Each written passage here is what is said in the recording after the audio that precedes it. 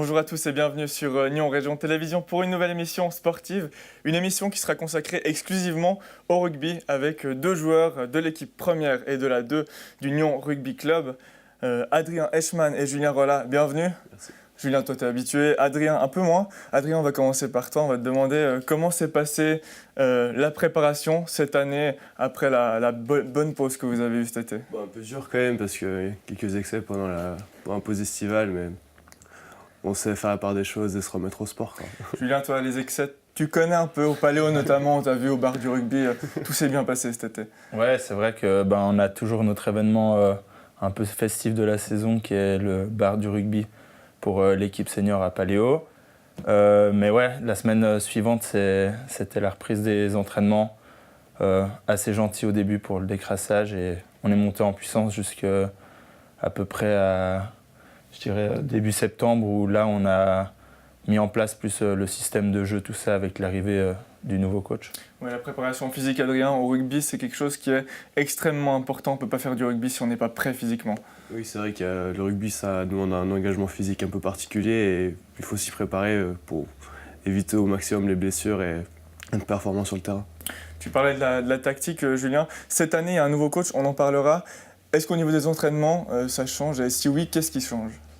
Il y a une nouvelle dynamique qui a été mise en place par le nouveau coach. Niveau tactique aussi, on va dire pour, je pense, plus les joueurs, les arrières. On n'est pas des arrières, on est plutôt des avants. Et où ils ont un nouveau plan de jeu à connaître et à mettre en place. Et pour nous, ça change un petit peu et ça permet aussi à John de se concentrer sur d'autres choses avec les avants pour mettre en place un meilleur système défensif principalement. Ça change un petit peu après une saison qui avait un peu le goût amer, on peut le dire, où il y avait cette finale à domicile. On a quelques images de cette finale. C'était entre Geplo et Hermance, c'était à Nyon. Voilà, qu'est-ce qu'il faudra faire l'année prochaine pour ne pas se retrouver dans cette situation et regarder la finale du championnat à domicile? Je pense qu'on est bien parti. La profondeur de banc, je pense que c'est ce qui nous a manqué sur la demi-finale à Geplo. Et quand on voit la finale qu'ils ont produit contre Hermance, ils étaient quand même au-dessus. Et je pense que cette année, on fait partie des favoris pour le titre, en Excellence A, donc l'équipe réserve, et en équipe première. Excellence, on en parlera plus tard. Adrien, toi qui vois ces images, toi qui as sans doute assisté à cette finale également, qu'est-ce qu'il a manqué en plus de la fraîcheur physique à cette équipe de Nyon sur la saison passée? Je pense que c'est un groupe qui a beaucoup changé et que voilà, il a beaucoup de profondeur de banc, comme Julien l'a dit, c'est ce qui a manqué. Je pense que la force de cette année, c'est qu'on a pu construire la saison passée avec des nouveaux joueurs. Et la nouvelle dynamique, elle va vraiment faire effet, on va dire, cette saison.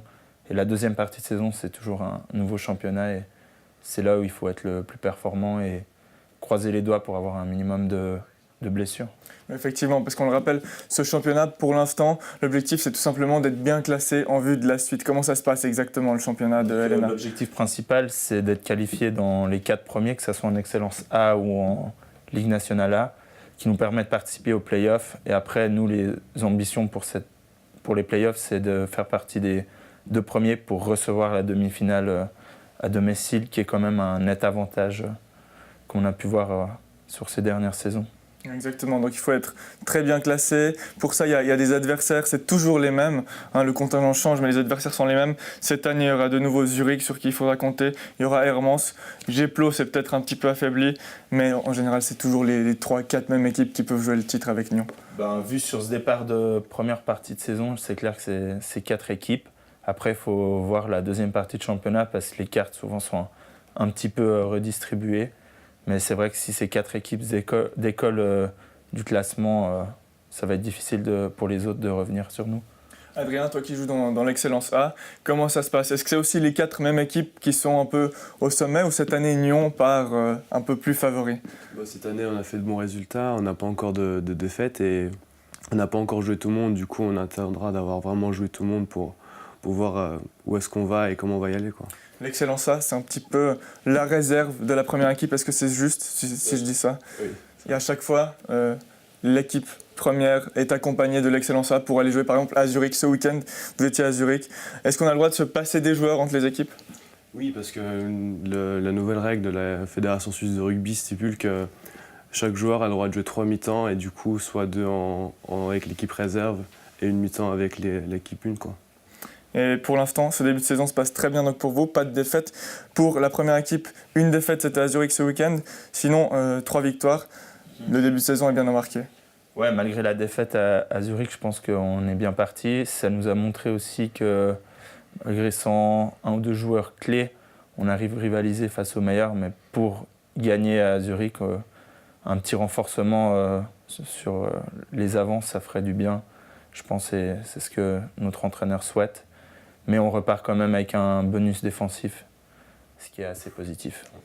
Le bonus défensif et le bonus offensif, tu peux rapidement expliquer ce que c'est parce que c'est pas seulement 3 points comme au foot quand on gagne, il y a aussi des petits bonus. Non, il y a la particularité dans le rugby que si on gagne avec plus de 4 essais marqués, on obtient un bonus offensif, donc 1 point de plus sur notre victoire. Et si on perd avec moins de 7 points ou 7 points, on obtient un bonus défensif. C'est pour ça que le classement, des fois, il est un peu difficile à comprendre quand Exactement. on regarde ça de premier abord. Adrien, est-ce que tu es fort aux échecs? On va faire une petite pause rugby, là, tu l'as compris. C'est pas ma spécialité, je pratique pas souvent, non. Julien, c'est un sport pour toi? Oui, je considère les échecs comme un sport. Après, ça n'a pas les mêmes particularités que le rugby. Peut-être ça se rejoint au niveau tactique, mais bien plus poussé. Bon, on va voir ça, parce qu'à 11 ans, Dorian Asllani est champion suisse junior de la discipline et a toujours un coup d'avance sur ses adversaires. Le jeune homme participera le mois prochain au championnat du monde d'échecs. Ce sera en Espagne, à Santiago de Compostelle. Nous sommes allés le rencontrer dans les locaux du Conservatoire de Nyon. Reportage.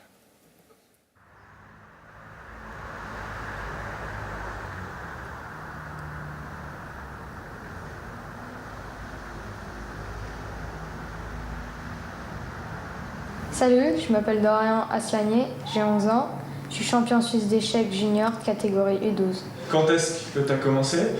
Et puis, comment ça t'est venu cette idée? Le jour de l'anniversaire de mon grand frère qui s'appelle Florian, mes parents ne savaient pas quoi acheter comme cadeau et ils n'aimaient pas trop les jeux vidéo qu'ils vendaient. Alors mon père a décidé d'acheter un jeu d'échecs. Depuis, ensuite, je me suis entraînée avec lui. Quelques mois plus tard, j'ai vu qu'il y avait un club d'échecs à Nyon. J'ai décidé de m'inscrire. J'ai commencé et ensuite, d'année en année, je me suis améliorée jusqu'à aujourd'hui. Est-ce que tu considères que les échecs, c'est un sport? Alors pour moi, c'est un sport. Pour moi, plutôt intellectuel, parce qu'il faut faire beaucoup de plans, de tactiques. Alors, ensuite, il faut beaucoup réfléchir, se concentrer. Alors, oui, pour moi, c'est un sport. Est-ce que tu es fatigué à la fin d'une partie? Alors, cela peut dépendre aussi de l'adversaire, du niveau de jeu. Ma plus longue partie a duré un peu plus de 4 heures. Donc, à la fin, j'étais vraiment fatiguée. Donc ça peut dépendre. Et à mon avis, au championnat du monde, elle va durer aussi pas mal de temps. C'est la première fois que je vais au championnat du monde. Alors je vais essayer de gérer aussi mon stress, qu'il y aura beaucoup plus de joueurs. Et surtout de me faire une belle place, au moins au-dessus de mon classement de départ, et faire une belle performance. Pour ça, il faut un certain entraînement. Toi, comment est-ce que tu t'entraînes et combien de fois dans la semaine est-ce que tu t'entraînes ou combien d'heures? Alors, surtout pendant les vacances, on m'a réussi à me donner des coachs qui m'ont pas mal entraîné. C'était peut-être d'une 9h de matin jusqu'à midi, donc peut-être 3 heures par jour. Sinon, quand ils sont pas là maintenant, je m'entraîne surtout sur mon ordinateur, je vais sur un site et je joue des parties contre des gens. Pour la suite, qu'est-ce qu'on peut te souhaiter? Est-ce que tu aimerais faire ça à un très haut niveau? Alors, à l'école, maintenant je suis en 8e, donc dès l'année prochaine je vais aller en secondaire, donc ça va être beaucoup plus dur. Et donc je vais essayer de jouer aussi un peu aux échecs, mais à mon avis je vais sûrement peut-être un peu stopper pour l'école parce que c'est quand même plus important. Voilà, donc un sport complètement opposé au rugby. Mais est-ce qu'on peut trouver quelques similitudes, Adrien, que ce soit par exemple au niveau de la réflexion quand on joue un match de rugby? Est-ce qu'on utilise beaucoup sa tête aussi? Oui, c'est indispensable de réfléchir à ce qu'on fait et au schéma qu'on va mettre en place. Et la tête est importante dans tous les sports, je pense. Julien, est-ce que tu es d'accord avec les propos d'Adrien, surtout quand on apprend de nouveaux systèmes de jeu comme c'est le cas actuellement? Je pense que la tactique, c'est vraiment un des éléments clés du rugby, outre l'aspect physique. Et c'est vrai que quand on passe dans des transitions d'attaque ou de défense, les systèmes de jeu est complètement différent. Ou souvent sur une mêlée, qu'est-ce qu'on va faire après une mêlée ou une touche ou sur du jeu au pied. Il y a beaucoup d'aspects de niveau tactique qui sont très différents. Et par rapport aussi aux adversaires, souvent on doit adapter notre jeu. Tu es en train de me dire que si on a un très bon joueur individuellement, on ne peut pas forcément faire la différence. Il faut vraiment un collectif. À 15, c'est difficile. Voilà. Le rugby, ça se gagne à 15. Tout seul, c'est assez difficile. Même s'il peut y avoir quelques exploits de temps à autre. On a vu dans le reportage précédent qu'au niveau des entraînements, le petit Dorian, il s'entraînait essentiellement sur l'ordinateur. Vous vous entraînez ensemble avec la LNA, avec l'Excellence A. C'est aussi ce qui fait une des forces du club. Oui, ça crée une bonne cohésion de groupe et tous les joueurs se connaissent. Et ça aide aussi, si par exemple un joueur de l'équipe réserve doit jouer avec la une, de connaître ses coéquipiers, quoi. À quelle fréquence est-ce que vous vous entraînez? On s'entraîne 2 fois par semaine ensemble. Et après, c'est les joueurs qui se tiennent physiquement à niveau, quoi. Et puis les entraînements peuvent varier. Des fois, la LNA et l'Excellence A font des petits tournus. Comment ça se passe? Ouais, souvent, on commence l'entraînement tous ensemble avec un échauffement. Et le mardi, en principe, on travaille vraiment tous ensemble, où on mixe vraiment. Il n'y a pas de première équipe, deuxième équipe. Et le jeudi, le coach annonce la feuille de match, souvent on sépare déjà les 3/4, les avants. Donc plutôt par rapport aux positions. Et après, dans les groupes, par exemple, la première équipe va commencer avec la mêlée, la deuxième équipe les touches. Après, on inverse et à la fin, on finit par une opposition pour un peu valider qu'est-ce qu'on vient de voir pendant l'entraînement. Julien, tu me disais qu'il y a eu un changement d'entraîneur. Patrice Philippe était l'un des coachs la saison précédente. Patrice Philippe, il a amené beaucoup au sein du club, que ce soit au niveau de la formation, au niveau de la première équipe. Comment le club se porte actuellement sans Patrice Philippe? Je pense que pour l'instant, il est encore là officieusement, on va dire, mais il fait énormément au sein du club, et principalement chez les jeunes. Il n'est plus avec l'équipe senior. Et il a démontré que toutes ses compétences en montant une école de rugby assez rapidement à Terre Sainte, où hier soir, il y avait plus de 40 enfants après moins de 10 entraînements, ce qui est vraiment très positif, des moins de 8 ans aux moins de 14 ans. Et ils sont déjà inscrits à 3 tournois de rugby prochainement, donc c'est vraiment très très positif. Et après, sur les équipes plus jeunes, donc pré-senior, moins de 16, moins de 18, il active encore avec l'appui de Jocelyn Lapierre qui va prendre le relais en fait, de Patrice pendant son absence. Et là, les moins de 16 ont un bon début de saison avec 2 défaites, 2 victoires. Et les M18, c'est un peu plus poussif, mais ont récemment gagné à domicile. Et leur bilan est de 3 défaites pour une victoire. Mais ce qu'on peut retenir, c'est surtout aussi l'aspect de leur groupe qui est très fort et avec des jeunes qui montent des divisions inférieures.